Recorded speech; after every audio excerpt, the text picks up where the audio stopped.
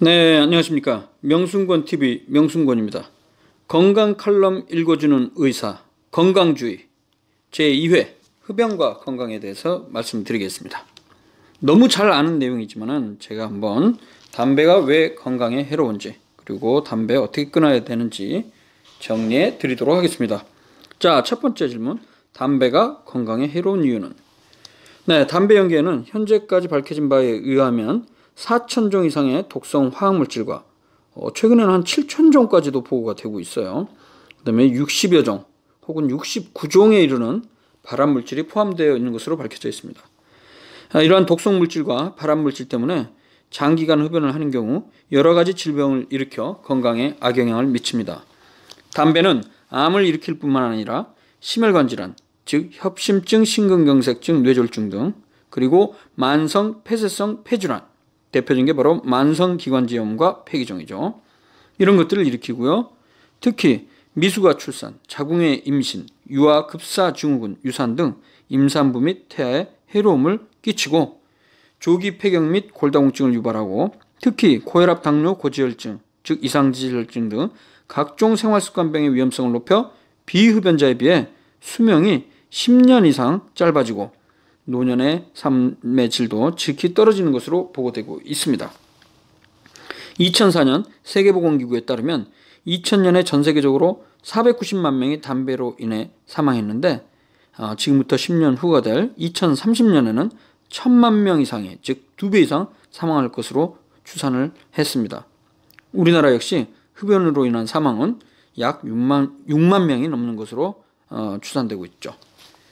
네, 담배 연기를 들여 마시기 때문에 연기가 직접적으로 영향을 미치는 폐, 후두, 구강, 식도의 경우 다른 어떤 요인보다 흡연이 중요한 암 발생의 원인이 되고 있습니다. 서양의 경우 흡연자는 비흡연자에 비해 폐암 발생이 10배에서 20배 이상, 우리나라의 경우는 5배 이상 높은 것으로 보고되고 있습니다. 우리나라에서는 이 배수가 낮게 나오는 이유는 추정컨대 다른 나라에 비해서 남성의 특히 흡연율이 상당히 높죠. 거의 2배 이상 높은데요.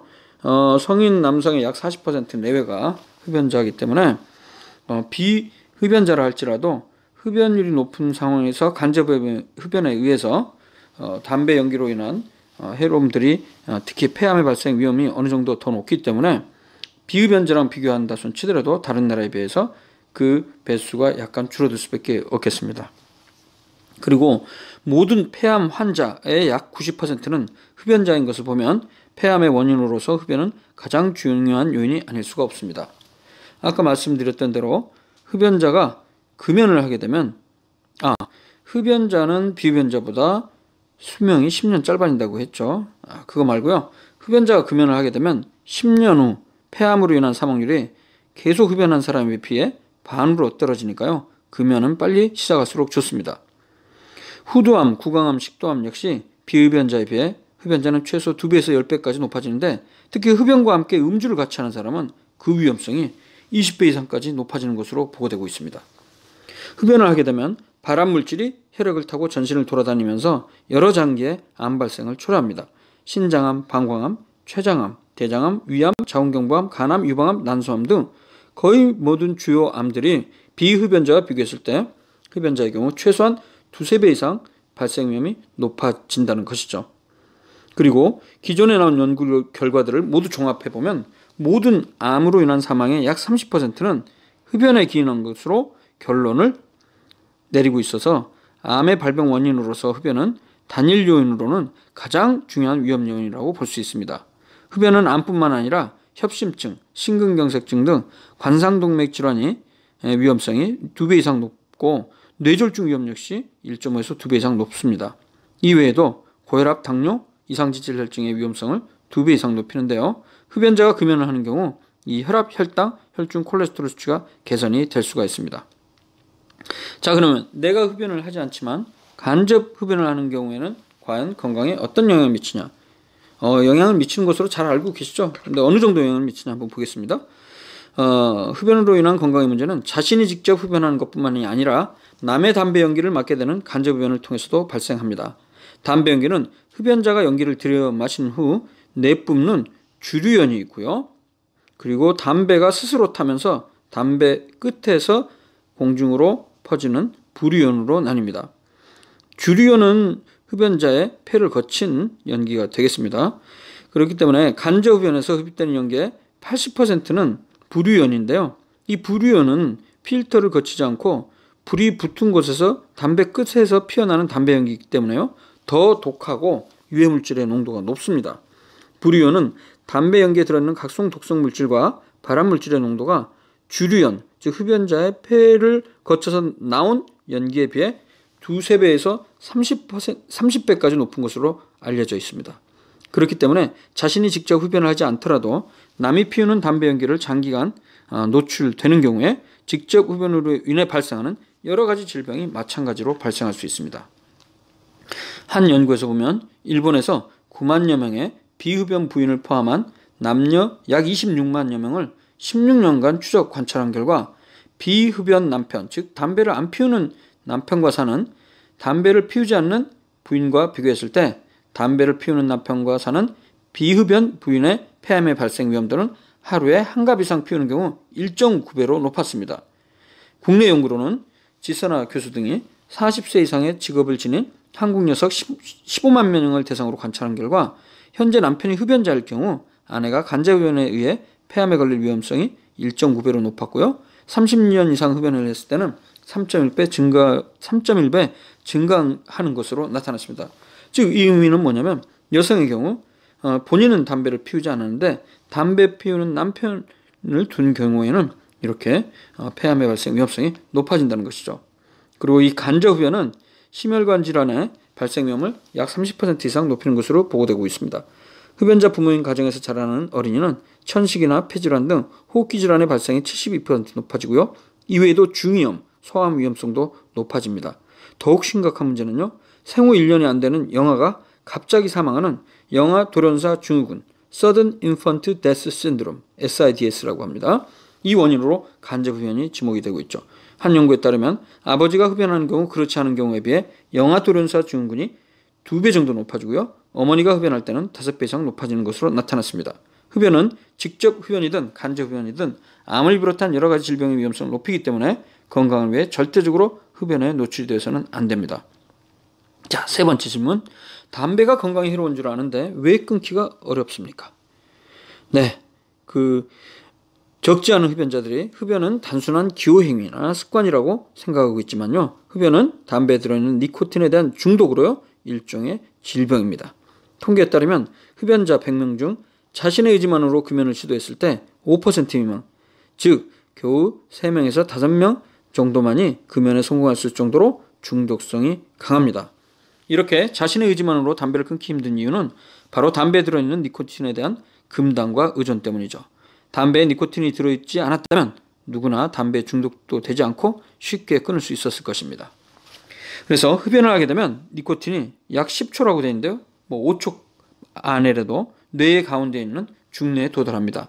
그리고 중뇌에 있는 니코틴을 받아들이는 수용체를 니코틴이 자극하게 되면 도파민이라는 물질의 농도가 높아져서 긍정적인 쾌감을 느낄 수 있는데요. 이것은 바로 스트레스가 없어지는 느낌으로 착각을 하게 됩니다. 하지만 담배를 마지막으로 피운 지 20분에서 40분 정도 경과하게 되면 도파민 농도가 이전의 수준으로 낮아지기 때문에 불안하거나 안절부절, 짜증 등의 금단 증상이 생기게 되고 이러한 금단 증상을 이기지 못해서 대부분의 흡연자는 담배를 다시 피우고 싶은 갈망, 크레이빙이 생겨서 흡연을 하게 됩니다. 그래서 지금 이 중뇌에 있는 회로를 뇌의 보상회로라고 하죠. 여기서 보상은 담배를 피우면 나에게 도파민에 의한 긍정적인 쾌감을 라는 보상을 준다. 그래서 보상회로라고 합니다. 이 담배뿐만 아니라 알코올이나 각종 마약도 이 뇌의 보상회로가 작동하기 때문에 중독이 생기게 되는 것이죠. 의학적으로 흡연을 포함해 담배를 사용하는 것은 니코틴 의존이나 금단이라는 물질 관련 장애로 분류하고 있습니다. 실제로 담배의 중독성은 대마초보다 강하다는 것은 이미 잘 알려진 사실입니다. 즉, 담배는 마약이나 마찬가지로 유통을 강력하게 규제해야 합니다. 금연 정책을 통해 금연구역을 늘리고 담배 가격을 인상하고 흡연 노출을 줄이는 것도 필요하지만 궁극적으로는 마약이나 다름없고 건강을 해치는 담배를 합법적으로 제조, 판매, 수입하는 것을 허용하고 있는 담배 사업법을 폐지하고요. 담배 규제법, 마약 규제법처럼 담배 규제법을 제정하는 것이 중요하고 이에 대한 논의가 필요할 것입니다. 자, 그렇다면 담배 완전히 끊을 수 있는 좋은 방법은 없을까? 네, 연구에 따르면 흡연자 중에서 약 70% 이상은 금연할 의지가 있다고 합니다. 이 중 약 50%는 매년 금연을 시도하고 있지만 앞서 언급한 대로 연구 결과를 종합하면 흡연자가 자신의 의지만으로 금연을 시도했을 때 6개월 이상 중장기상 금연 성공할 확률은 4% 내외 정도밖에 되지 않습니다. 그런데 흡연자가 병원에 방문해 다른 질병을 치료받고 있는 도중에 의사의 금연 충고를 받는 경우에는 약 8%, 즉 자신의 의지만으로 금연을 시도하는 것보다 2배로 금연 성공률이 높아집니다. 우리나라에서는 전국 240여 개의 보건소에서 운영하고 있는 금연 클리닉이나 그리고 보건복지부와 국립암센터가 함께 운영하고 있는 금연 상담전화, 번호는 1544-9030, 금연 성공 발음을 땄죠. 1544-9030 서비스를 통해 전문 금연 상담사의 금연 상담을 받으면 11% 정도로 금연 성공률이 약간 상승합니다. 현재까지 의학적으로 가장 효과가 높다고 입증된 금연 방법은요, 역시 금연 약물 치료를 시행하는 것입니다. 금연 약물 치료는 담배를 끊기 어려운 이유인 니코틴이라는 물질을 담배가 아닌 패치나 껌의 형태로 일정 기간 흡연자에게 공급을 해줌으로써 금연을 시도했을 때 발생하는 니코틴의 금단 증상을 없애거나 줄임으로써 흡연 습관으로부터 멀리해 주는 것이 중요한 원리입니다. 이를 니코틴 대체요법, 영어로는 니코틴 리플레이스먼트 테라피라고 하죠. 니코틴 패치나 껌을 사용하면 6개월 후 금연 성공률이 약 15 내지 20% 내외로 높아집니다. 하지만 여전히 80% 이상의 흡연자는 니코틴 대체요법을 사용하더라도 금연하기가 어렵습니다. 그래서 다음으로 나온 약이 우울증 치료제로 사용됐던 부프로피온이라는 약물이죠. 우울증 있는 흡연자가 우울증을 치료하기 위해 이 부프로피온이라는 우울증 치료제를 먹었는데 우울증의 증상뿐만 아니라 금연을 하게 된 경우가 많아 정식으로 임상시험을 통해 약 20% 정도의 금연 성공률을 보이는 것으로 나타나 금연 치료에 사용이 되어 왔습니다. 그 뒤로 2006년에 미국 식품의약국 FDA에서 금연을 위해 개발된 바레니클린이라는 약을 경구용 금연 치료제로 승인을 해서 출시가 되었습니다. 그래서 현재까지 사용되고 있는 모든 금연 방법 중에서는 가장 금연 성공률이 높아서요, 약 30% 정도의 금연 성공률을 보입니다. 그래서 저도 금연 클리닉 외래에서 이 약을 가장 많이 사용을 하고 있습니다. 바레니클린은 중뇌의 니코틴 수용체의 부분 작용제로서 기능하는데요. 니코틴과 같이 최대한 효과를 내는 건 아니지만 부분적으로 작용을 하기 때문에 중독성이 심하지 않으면서도 도파민의 농도를 약간 높임으로써 금단 증상을 이겨낼 수 있게 하고 담배로부터 멀어지는 데 도움을 줍니다. 복용 방법은 첫 일주 동안 인체 내에서 약물의 농도를 높여가는 과정으로 3일 동안은 0.5mg 바레니클린을 아침에 한 정씩 복용하고요. 4일째부터는 저녁에 한 정을 추가해 아침 저녁으로 한 정씩 복용합니다. 8일째부터는 금연을 시작하면 되고요. 이날부터 1mg 바레니클린을 아침과 저녁에 각 한 정씩 총 12주 약 3개월 복용하면 됩니다. 부작용은 속이 울렁거림, 이상한 꿈, 수면장애, 두통 등이 있는데요. 이외에도 우울 증상 및 기분의 변화, 행동 변화, 자살 생각 등이 보고되고 있지만 확실한 인과관계는 아직 확립되지 않아서 현재까지도 안전하게 사용이 되고 있습니다. 그리고 이런 부작용의 빈도는 10% 내외 정도로 낮습니다. 예전에는 이 바레니클린 약제비를 환자가 100% 부담했기 때문에 3개월과 30만원에서 40만원을 본인이 100% 부담해야 되는데요. 2015년부터는 국가에서 약제비와 진료비를 거의 모두 지원해 주기 때문에 비용이 거의 들지 않습니다. 그래서 흡연자 여러분들, 확실한 금연을 원한다면 지금 바로 개인원 가정의학과나 내과에 방문해 먹는 약을 처방받아 3개월간 복용할 것을 권장합니다. 자, 그렇다면 요즘 유행하고 있는 전자담배나 가열담배는 어떤가? 2004년 중국에서 최초로 전자담배가 출시되었고요. 2014년부터 가열담배가 대중적으로 인기가 높아지면서 많은 흡연자들이 전자담배나 가열담배를 사용하고 있습니다. 전자담배나 가열담배는 담배보다 덜 해롭고 금연하는 데 도움이 될 것이라고 선전이 되고 있습니다. 하지만 전자담배와 가열담배는 일반 담배보다는 양이 적지만 유사한 독성 화합물질, 발암물질, 니코틴이 검출이 되고 있고요. 가열담배는 일산화탄소도 역시 검출이 되고 있습니다.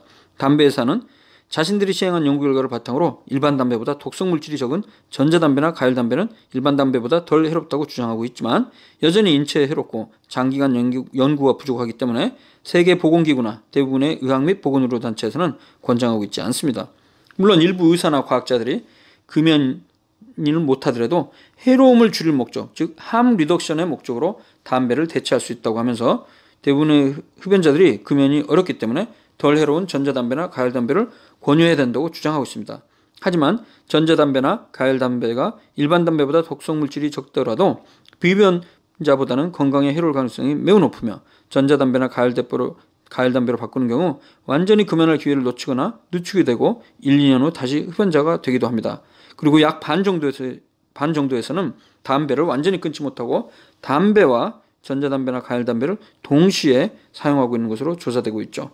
결론적으로 현재 전자담배나 가열담배가 담배를 대체해 금연에 도움이 된다거나 덜 해롭다는 의학적 근거가 부족하기 때문에 권장할 수가 없습니다.